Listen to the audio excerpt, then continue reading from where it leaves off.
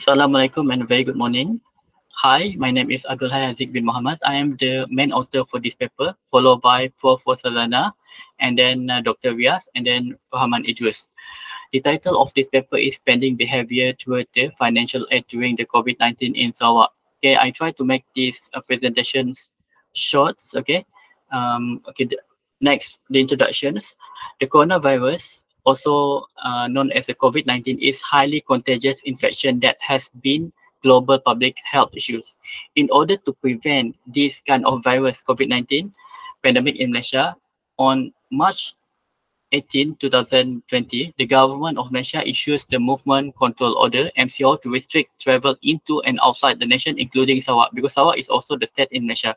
Okay, the MCO has slowed down the economics, and many people in Malaysia, including Sarawak, lost their income. Okay, when MCO happened, most of the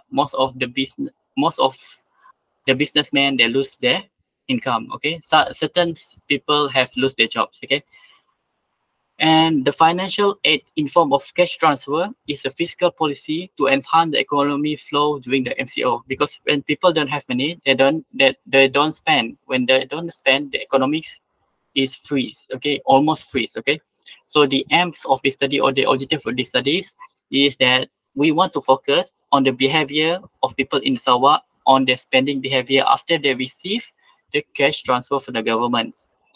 This study used the non-parametric methods to analyze the spending behavior involving 186 respondents in Sarawak, and this study is examining the duration of savings, paying debts, buying groceries, and investment towards the spending behavior to identify the successful of the cash transfer policies. Okay, the methodology.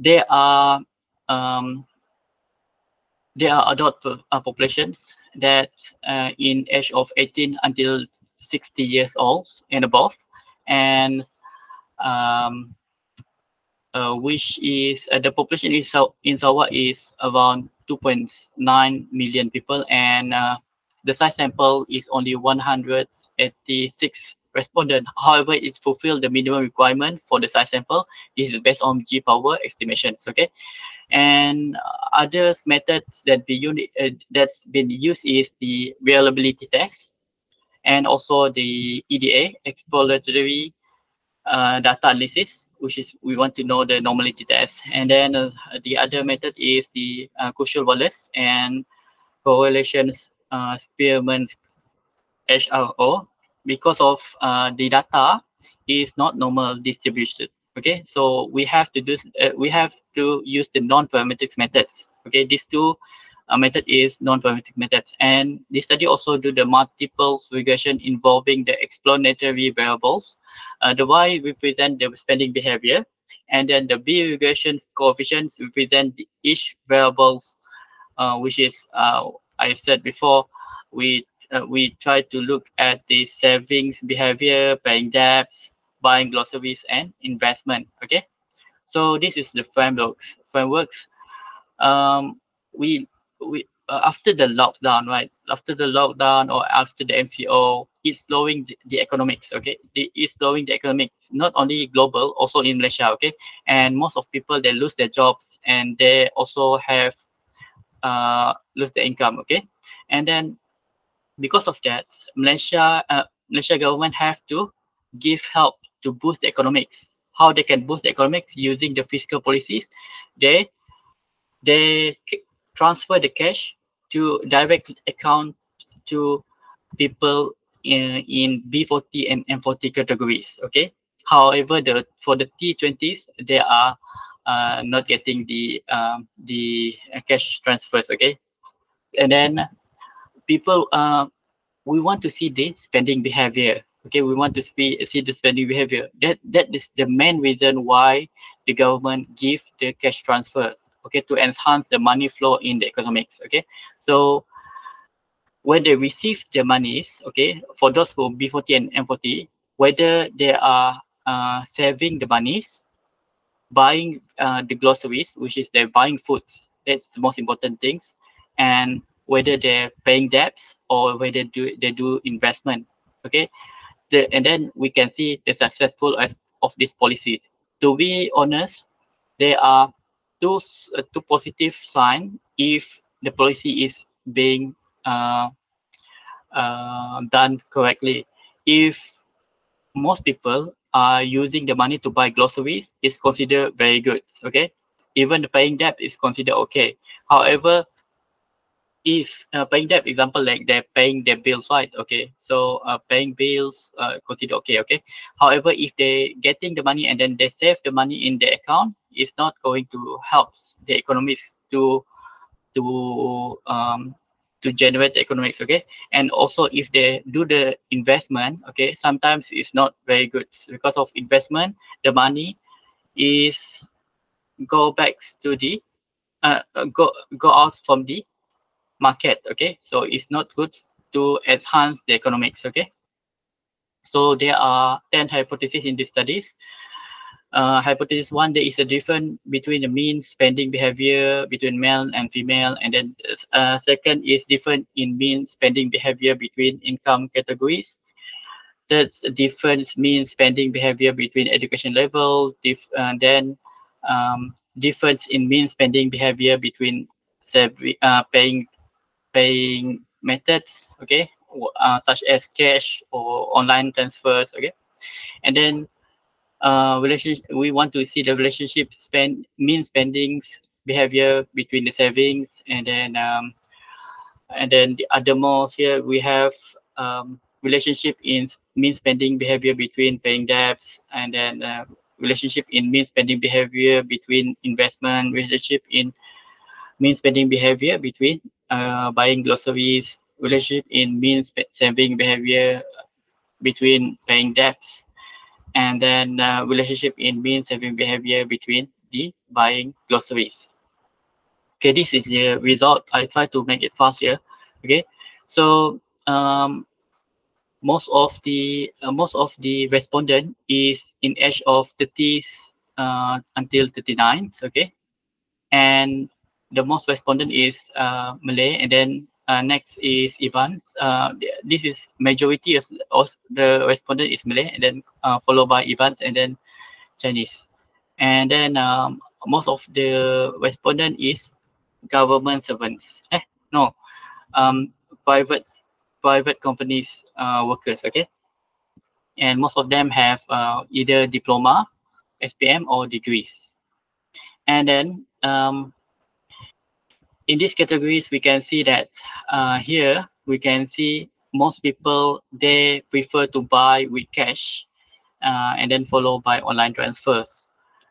And then most of preference they are using it for buying groceries and foods, and some of it maybe for the B40 they highly preference on buying foods and then saving for emergency.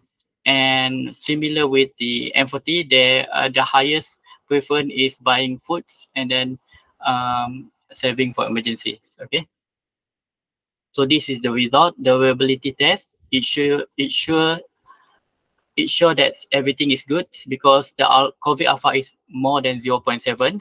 Okay, the lowest one is spending 0.856. However, the highest one is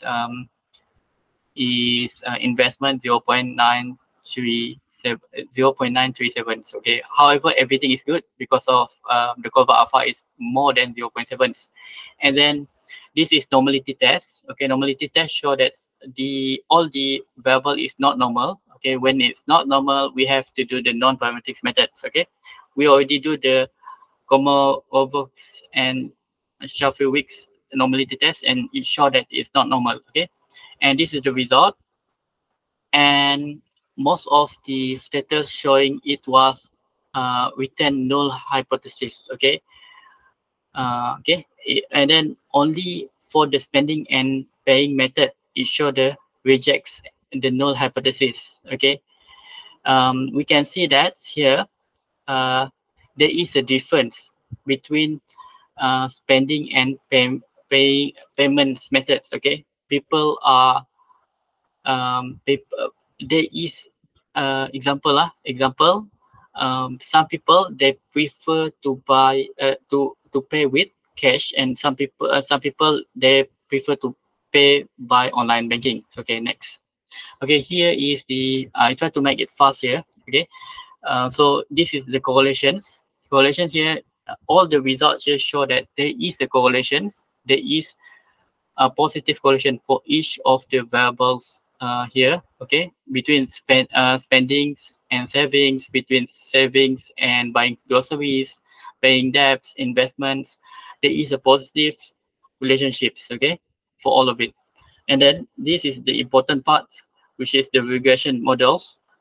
We can see that savings is negative sign, groceries, buying groceries is positive, paying debt is positive, investment is negative.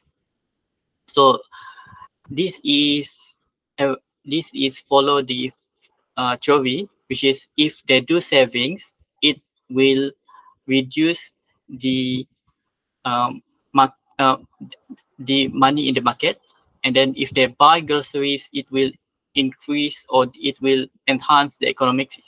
And also paying debt is also the same because they're paying bills.